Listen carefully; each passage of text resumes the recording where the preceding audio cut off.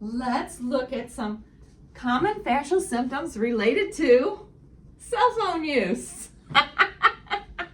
All right, so tech neck is becoming the big phrase these days. But let's look at how cell phone use can translate into fascial symptoms and why. All right, here we go. Look at how I'm holding my body, okay? Now, my fight or flight brain does not know that I'm on my cell phone with my bestie, texting back and forth. It just knows I've been here for a while. So it's gonna start sending out cortisol. There must be a predator nearby because this body has been sitting like this for quite some time. Maybe we better start freezing things up so the predator doesn't eat us, because your fight or flight brain, your limbic system's kind of stupid.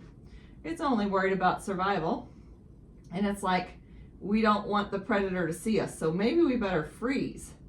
All right, so let's just start tightening down that neck right about here, okay?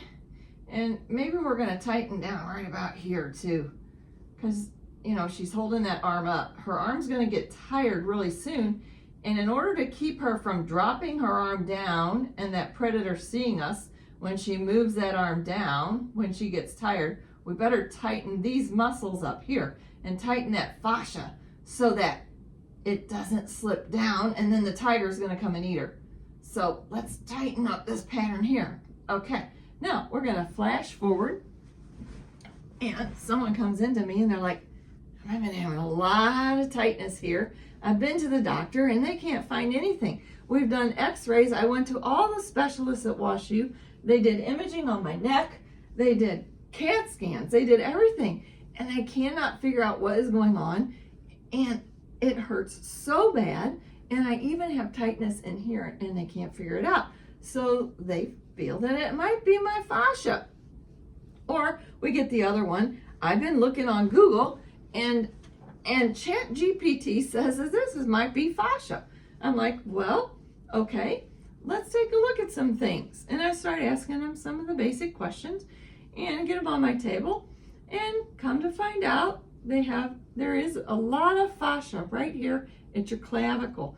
In fact, not just fascia, but I'm going to talk about an area that even a lot of physical therapists don't realize gets really restricted.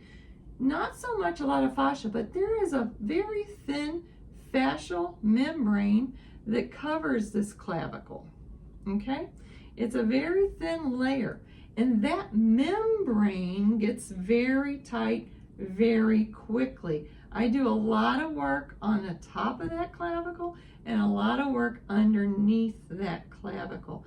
And a lot of times what happens is when that membrane gets restricted, your arm can't move freely. And when your arm can't move freely, you start getting a lot of discomfort in this joint here. For therapists, that's your acromioclavicular joint, and you'll get a lot of inflammation here because your clavicle cannot elevate up. When you lift this arm up, when you lift your arm, see how my finger goes up? That has to go up and down. But if you've been holding here and your fascia is restricted, it's gonna hold itself right here. And see what happens? I get it, like it won't go anywhere because the fascia is gonna restrict it and won't let it elevate. So then every time I try to lift my arm, I'm gonna get this event right here that is gonna cause a lot of inflammation and a lot of pain right there. So a lot of times I'll have people coming in with this pain right there, acromioclavicular joint. It's not the acromioclavicular joint that's causing the pain. It's a fascial restriction above and below the clavicle and the periosteum of the bone.